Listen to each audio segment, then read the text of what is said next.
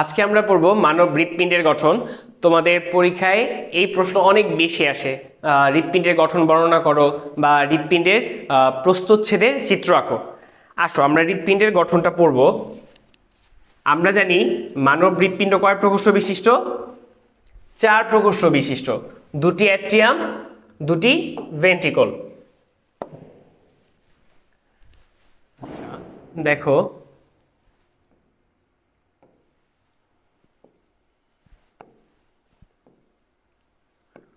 উপরে থাকে অ্যাট্রিয়াম,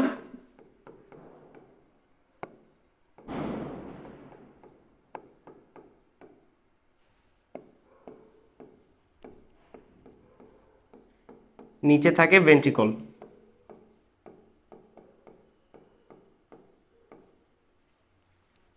আচ্ছা, রাইট সাইডে থাকবে তোমাদের রাইট অ্যাট্রিয়াম, লেফট সাইডে থাকবে লেফট অ্যাট্রিয়াম।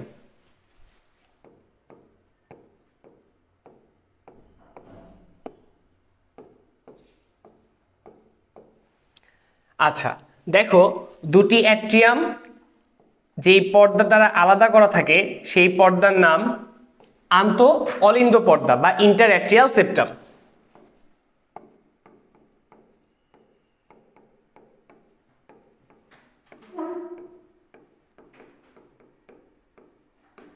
আচ্ছা, রাইট ভেন্ট্রিকল এবং লেফট ভেন্ট্রিকলের মাঝখানে তাহলে যে পর্দাটা আছে তাকে আমরা কি বলবো? তাকে আমরা বলবো আন্তঃনিলয় পর্দা, তাই না?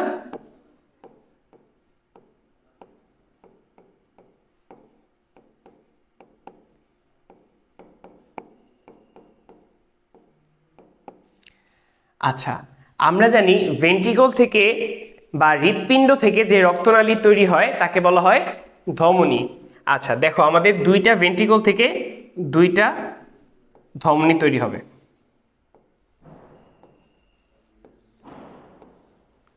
আচ্ছা এখন দেখো, আমাদের রাইট অ্যাট্রিয়াম এবং রাইট ভেন্ট্রিকলের সংযোগ স্থলে থাকবে কপাটিকা। এই ছিদ্রপথ দিয়ে আমাদের রক্ত রাইট অ্যাট্রিয়াম থেকে রাইট ভেন্ট্রিকলে আসবে। আচ্ছা, আর আমাদের রাইট অ্যাট্রিয়াম এবং লেফট ভেন্ট্রিকলের সংযোগ স্থলে কপাটিকা থাকবে, যার মাধ্যমে রাইট অ্যাট্রিয়াম থেকে রক্ত কোথায় আসবে? লেফট ভেন্ট্রিকলে আসবে। আচ্ছা, এই সংযোগ স্থলে কপাটিকা থাকার সুবিধাটা কি?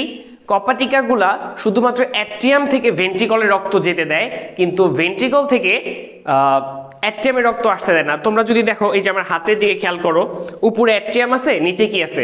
ভেন্ট্রিকল আছে, তাই না? তো অ্যাট্রিয়াম থেকে যখন ভেন্ট্রিকলে রক্ত যাবে কপাটিকাগুলো খুলে যাচ্ছে এইভাবে, কিন্তু যখন ভেন্ট্রিকল থেকে অ্যাট্রিয়ামে রক্ত আসতে যাবে তখন কপাটিকাগুলো কি হয়ে যাবে? দেখো, একটার উপর একটা লেগে বন্ধ হয়ে যাবে। আচ্ছা, তেমনি আমাদের রাইট ভেন্ট্রিকল থেকে যে ধমনী বের হবে, তাহলে এই ধমনী এবং রাইট ভেন্ট্রিকলের সংযোগ স্থলে একটা কপাটিকা থাকবে। এই কপাটিকা শুধুমাত্র রাইট ভেন্ট্রিকল থেকে ধমনীতে রক্ত আসতে দিবে, কিন্তু ধমনী থেকে রাইট ভেন্ট্রিকলে রক্ত যেতে দেবে না।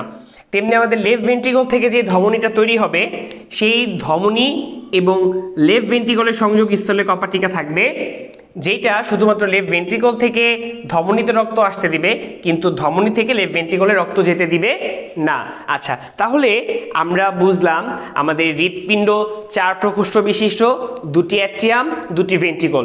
2টি অ্যাট্রিয়ামের মাঝখানে থাকে আন্ত অলিন্দ পর্দা বা ইন্টার অ্যাট্রিয়াল সেপ্টাম, এবং 2টি ভেন্ট্রিকলের মাঝখানে থাকবে ইন্টার ভেন্ট্রিকুলার সেপ্টাম বা আন্তঃনিলয় পর্দা।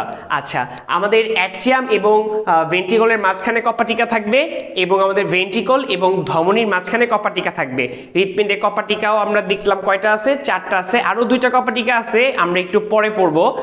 তাহলে হৃৎপিণ্ডের কপাটিকাগুলোর কাজ কি? কপাটিকাগুলা শুধুমাত্র একমুখী রক্ত প্রবাহ নিশ্চিত করে।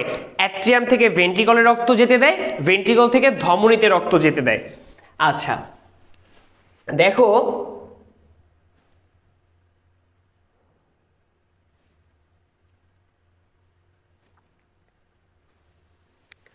আচ্ছা আমাদের ফুসফুস থেকে অক্সিজেন যুক্ত রক্ত কোথায় আসে? বাম অ্যাট্রিয়ামে আসে। বাম অ্যাট্রিয়াম থেকে আমাদের এই যে দেখো, ছিদ্রপথ দিয়ে রক্ত কোথায় আসতেছে? বাম ভেন্ট্রিকলে। অক্সিজেন যুক্ত রক্ত ফুসফুস থেকে ফুসফুস থেকে অক্সিজেন যুক্ত রক্ত কোথায় আসলো? বাম অ্যাট্রিয়ামে আসলো। বাম অ্যাট্রিয়াম থেকে অক্সিজেন যুক্ত রক্ত কোথায় আসলো? বাম ভেন্ট্রিকলে আসলো। আচ্ছা দেখো, বাম ভেন্ট্রিকল থেকে আমাদের মহাধমনী দিয়ে রক্ত কোথায় আসলো? সারা দেহে যায়। সারা দেহে যায় সে কি নিয়ে যায়? এই আমাদের ধমনী সারা দেহে কি নিয়ে যাচ্ছে? অক্সিজেন যুক্ত রক্ত নিয়ে যাচ্ছে। এখন আমাদের ধমনী কোষের কাছে যায় কিসে পরিণত হয়? কোষের কাছে যায় সে পরিণত হয় কৈশিক জালিকাতে। আচ্ছা, ধমনী কোষের কাছে যেয়ে কেন কৈশিক জালিকা তৈরি করতেছে?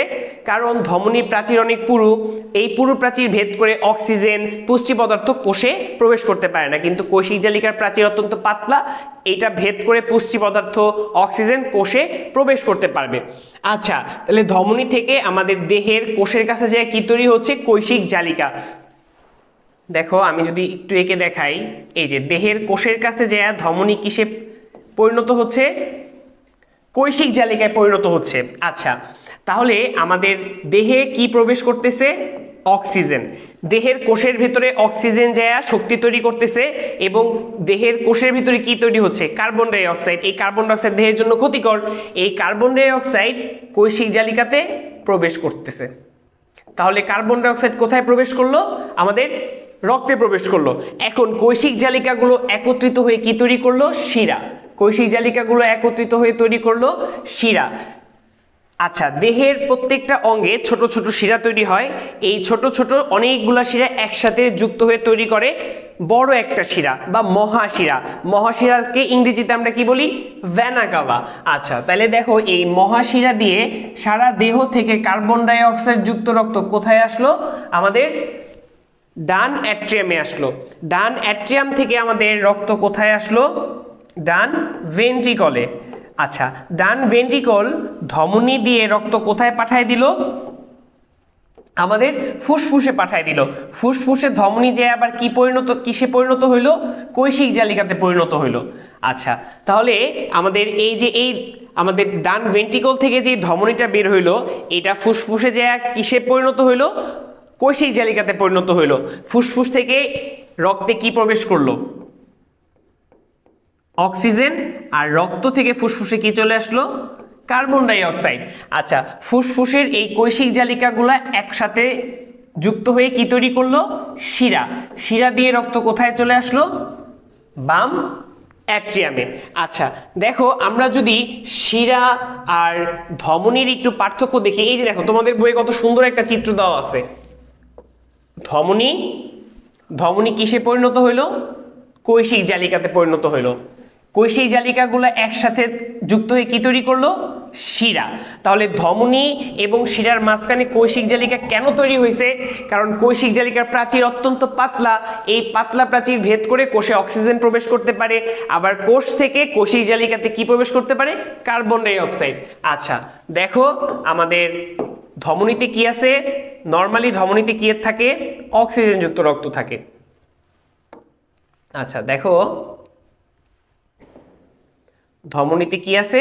অক্সিজেন যুক্ত রক্ত। আর এইখানে কি আছে? কোষ। কৈশিক জালিকা কার চারপাশে থাকে? কোষের চারপাশে থাকে, তাই তো? আচ্ছা, তাহলে এই কৈশিক জালিকা থেকে কোষের ভিতরে কি ঢুকলো? অক্সিজেন। আর কোষ থেকে পরে কৈশিক জালিকাতে কি ঢোকে? Carbon die oxide. এই যে দেখো, কার্বন ডাই অক্সাইড যুক্ত রক্ত কোথায় প্রবেশ করলো? শিরাতে প্রবেশ করলো। আচ্ছা, তাহলে দেখো আমরা ধমনী এবং শিরার পার্থক্য দেখি। ধমনীর উৎপত্তি কোথায়? ধমনীর উৎপত্তি হয় হৃৎপিণ্ডে, এবং ধমনীর সমাপ্তি কোথায় হয়? ধমনীর সমাপ্তি হয় কৈশিক জালিকাতে, তাই তো? আচ্ছা, আমাদের শিরার উৎপত্তি কোথায়? শিরার উৎপত্তি হয় কৈশিক জালিকাতে, এবং শিরা কোথায় সমাপ্তি হয়? শিরার সমাপ্তি হয় হৃৎপিণ্ডে। আচ্ছা, তাহলে রক্ত প্রবাহের দিক কি? হৃৎপিণ্ড থেকে দেহের দিকে রক্ত পরিবহন করে, এবং শিরা দেহ থেকে হৃৎপিণ্ডের দিকে রক্ত পরিবহন করে। আচ্ছা, নর্মালি আমাদের ধমনী কি পরিবহন করে? অক্সিজেন যুক্ত রক্ত পরিবহন করে। আচ্ছা, তোমরা যদি এই চিত্রটা দেখো, নর্মালি আমরা কি জানি, ধমনী হলো অক্সিজেন যুক্ত রক্ত বহন করে, কিন্তু তোমরা দেখো আমাদের বাম ভেন্ট্রিকল থেকে যে ধমনীটা তৈরি হচ্ছে সে কি করতেছে, সে কার্বন ডাই অক্সাইড যুক্ত রক্ত ফুসফুসে নিয়ে যাচ্ছে। তাহলে এইটা একটা ব্যতিক্রম ধমনী। এই ব্যতিক্রম ধমনীকে আমরা বলি হলো পালমোনারি ধমনী। পালমোনারি মানে হলো ফুসফুস, তাই না? তাহলে এই ধমনীটা যেহেতু ফুসফুসে যাচ্ছে এবং এটা কার্বন ডাই অক্সাইড যুক্ত রক্ত বহন করতেছে, তাই এটা একটা নাম আছে স্পেসিফিক, এই ধমনীর নাম পালমোনারি ধমনী। আর আমরা জানি শিরা সাধারণত সারা দেহ থেকে কার্বন ডাই অক্সাইড যুক্ত রক্ত নিয়ে হৃৎপিণ্ডে প্রবেশ করে, কিন্তু দেখো ফুসফুসের কৈশিক জালিকাতে যেই শিরাটা তৈরি হচ্ছে সে কি করতেছে, অক্সিজেন যুক্ত রক্ত নিয়ে আমাদের ফুসফুসে অক্সিজেন যুক্ত রক্ত নিয়ে ফুসফুস থেকে হৃৎপিণ্ডে প্রবেশ করতেছে, যার কারণে এই শিরাটার নাম হলো পালমোনারি শিরা। আচ্ছা, এটা একটা ব্যতিক্রম শিরা। তাহলে আমরা সাধারণত আমাদের ধমনী হলো অক্সিজেন যুক্ত রক্ত বহন করে এবং শিরা হলো কার্বন ডাই অক্সাইড যুক্ত রক্ত বহন করে। তবে ব্যতিক্রম হলো পালমোনারি ধমনী, যে কার্বন ডাই অক্সাইড যুক্ত রক্ত হৃৎপিণ্ড থেকে ফুসফুসে নিয়ে যায়, এবং শিরার ভিতরে একটা ব্যতিক্রম হলো পালমোনারি শিরা, যে ফুসফুস থেকে অক্সিজেন যুক্ত রক্ত নিয়ে কোথায় আসে, আমাদের হৃৎপিণ্ডে আসে। আচ্ছা, এই দেখো রক্তের প্রকৃতি। পালমোনারি ধমনী ছাড়া সকল ধমনী অক্সিজেন সমৃদ্ধ রক্ত পরিবহন করে এবং রক্তের বর্ণ লাল হয়। পালমোনারি শিরা ছাড়া অন্য শিরাগুলো কার্বন ডাই অক্সাইড যুক্ত রক্ত পরিবহন করে এবং রক্ত কালচে রকমের হয়। আচ্ছা, এখন দেখো ধমনীর প্রাচীর হয় অনেক পুরু। আমরা আগেই বলছি ধমনীর প্রাচীর পুরু, এটা ভেদ করে তো তোমার কি বের হইতে পারে না, অক্সিজেন বের হইতে পারে না। আচ্ছা, আর এই জন্যই তো ধমনী থেকে কি তৈরি হয়, কৈশিক জালিকা তৈরি হয়। আমাদের শিরার প্রাচীরও পুরু, তবে ধমনীর তুলনায় কম পুরু। আচ্ছা, এখন দেখো এটা যদি একটা রক্তনালী হয়, এটার প্রাচীর যত পুরু হবে এটার গহ্বর তত কি হবে, ছোট হবে। ধমনীর প্রাচীর অনেক পুরু, এই জন্য গহ্বর কি হয়, ছোট হয়। আর শিরার প্রাচীর হয় পাতলা, তাই গহ্বর হয় বড়। এখন দেখো একটা ইন্টারেস্টিং জিনিস, এটাই তোমাদের বুঝতে হবে। আমি এতক্ষণ যা পড়াইছি এগুলো কিন্তু তোমরা 9-10-এ পড়ে আসছো, তাই না? আচ্ছা, এখন দেখো আমাদের ধমনীতে কপাটিকা থাকে না, কিন্তু আমাদের শিরাতে কি থাকে, কপাটিকা থাকে। কেন থাকে আসো আমরা একটু দেখার চেষ্টা করি। আচ্ছা, তোমরা যদি এই চিত্রটা দেখো, দেখো আমাদের ধমনী কি করে, ধমনী পাম্প করে সারা দেহে রক্ত পাঠাচ্ছে, তাই না? আচ্ছা দেখো আমাদের এই ধমনীটা সারা দেহে পাম্প করে কি পাঠাইলো, অক্সিজেন যুক্ত রক্ত পাঠাইলো, তাই না? কোষের কাছে যেয়া এই অক্সিজেন খরচ হয়ে গেল এবং কোষে কি তৈরি হলো, কার্বন ডাই অক্সাইড তৈরি হলো। এই কার্বন ডাই অক্সাইড যুক্ত রক্ত কোথায় প্রবেশ করলো, শিরাতে।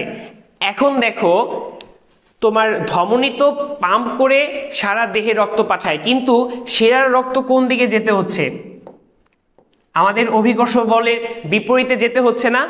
যখন তোমার হার্ট একটা পাম্প করে তখন রক্ত ধমনীতে যায়, ধমনীর রক্ত ধাক্কা দেয় কৈশিক জালিকার রক্তকে, এবং কৈশিক জালিকার রক্ত ধাক্কা খেয়ে কোথায় প্রবেশ করে, শিরাতে প্রবেশ করে। এখন শিরাতে কপাটিকা থাকার সুবিধা কি, এই কৈশিক জালিকা ধমনী হৃৎপিণ্ড ধাক্কা দেয় ধমনীকে, ধমনীর রক্তকে, ধমনীর রক্ত ধাক্কা দেয় কৈশিক জালিকাকে, আর কৈশিক জালিকার রক্ত ধাক্কা খেয়ে শিরাতে প্রবেশ করে।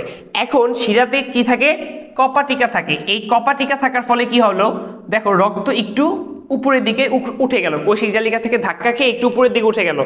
এখন এই রক্ত যখন নিচের দিকে নামতে যাবে তখন কপাটিকাগুলা কি হয়ে যাবে, বন্ধ হয়ে যাবে।